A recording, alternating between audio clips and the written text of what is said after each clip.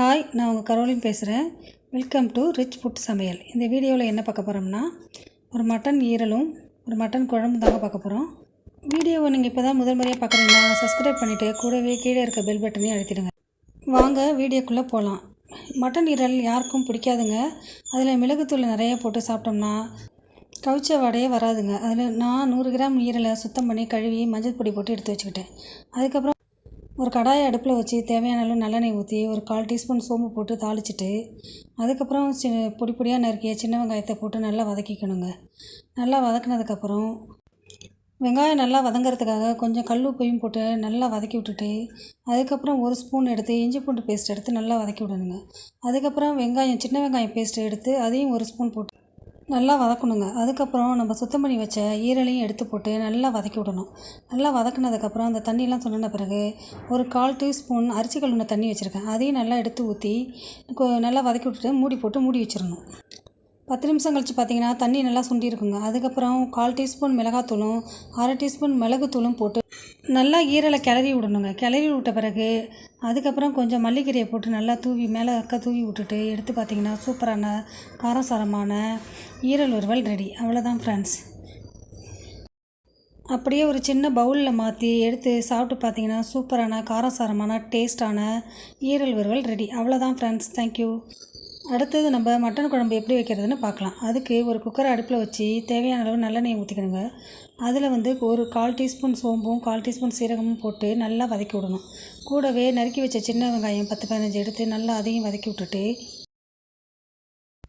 வெங்காயம் நல்லா வதங்குறதுக்காக கூடவே கொஞ்சம் உப்பையும் சேர்த்து நல்லா வதக்கணுங்க. அது கூடவே நறுக்கி வச்ச 2 பச்சை மிளகாயும் சேர்த்துட்டு அதையும் நல்லா வதக்கி விடணுங்க. அது கூட ஒரு சின்ன வெங்காயம் பேஸ்ட் நல்லா அரைச்சி வச்சுருக்கேன். அது 1 ஸ்பூன் எடுத்து நல்லா போட்டுட்டு அதையும் நல்லா போட்டு கிளறி நல்லா வதக்கி விடணுங்க.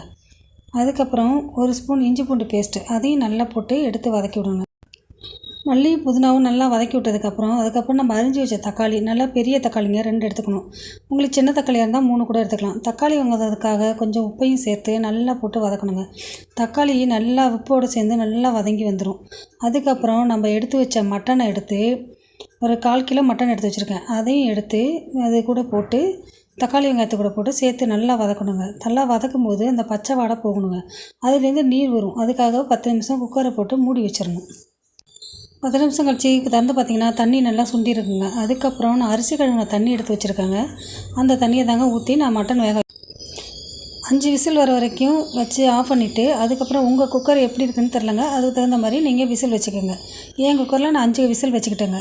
அதுக்கப்புறம் எடுத்து ஆஃப் பண்ணிவிட்டு ஸ்டீம் இறங்கின பிறகு எடுத்து பார்த்திங்கன்னா நல்லா தண்ணியாக நல்லா சூப்பராக இருக்குங்க. இதை நம்ம சூப்பாகவும் சாப்பிட்லாம், குழம்பும் வைக்கலாங்க. இப்போ நான் குழம்பு தாங்க வைக்க போகிறேன். அதுக்கு நான் தேவையான பொருள் என்னென்ன எடுத்துருக்கேன்னு பார்க்கலாம். ஒரு தக்காளி, 5 சின்ன வெங்காயம், அரை மூடி தேங்காய், 1 டீஸ்பூன் சோம்பு, 1 டீஸ்பூன் கசகசா, 2 பச்சை மிளகாங்க. அதை எல்லாத்தையும் நல்லா மிக்ஸி ஜாரில் போட்டு அரைச்சி எடுத்துக்கணும்.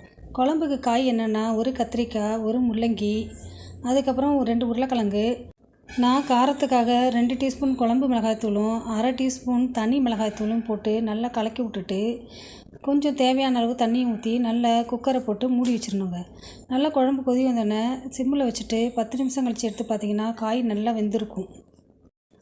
அதுக்கப்புறம் நம்ம அரைச்சி வச்ச தேங்காய் பேஸ்ட்டை எடுத்து நல்லா கலக்கி விட்டுட்டு அதுக்கப்புறமும் தேவையான அளவு தண்ணி ஊற்றி நமக்கு எவ்வளோ குழம்பு தேவையோ அதுக்கு தகுந்த மாதிரி தண்ணியை ஊற்றி நல்லா கலக்கி விட்டுருணுங்க. நல்லா குழம்பு கொதி வந்த பிறகு ஸ்டவ்வை ஆஃப் பண்ணிவிட்டு ஒரு கடாயை அடுப்பில் வச்சு தேவையான அளவு நல்லெண்ணெயை ஊற்றி அதில் ஒரு 2 பட்டை, 2 கிராம்பு, 1 ஏலக்காய், 1/4 டீஸ்பூன் சோம்பு போட்டு நல்லா பொரிஞ்ச உடனே அதுக்கப்புறம் கொதிக்க வச்ச குழம்பு எடுத்து எண்ணெய் சட்டியில் ஊற்றி நல்லா ஒரு கலக்கி விடணுங்க. அதுக்கப்புறம் கலக்கின பிறகு அரிஞ்சு வச்ச மல்லிகீரை எடுத்து மேலாக்காய் தூவி நல்லா திரும்பவும் ஒரு கலக்கி விட்டு ஒரு கொதி வந்தோடனே நான் இன்றைக்கி தூய மல்லி அரிசியில் தாங்க சாதம் வடித்து வச்சுருக்கேன். அது செயற்கை உரம் போடாத இயற்கை அரிசிங்க. அந்த சாதம் மட்டன் குழம்போடு சேர்த்து சாப்பிடும்போது டேஸ்ட்டாகவும் சுவையாகவும் இருக்குங்க. நீங்களும் ட்ரை பண்ணி பாருங்கள் ஃப்ரெண்ட்ஸ். இந்த வீடியோ பிடிச்சிருந்தால் லைக் பண்ணுங்கள், ஷேர் பண்ணுங்கள். Thank you friend.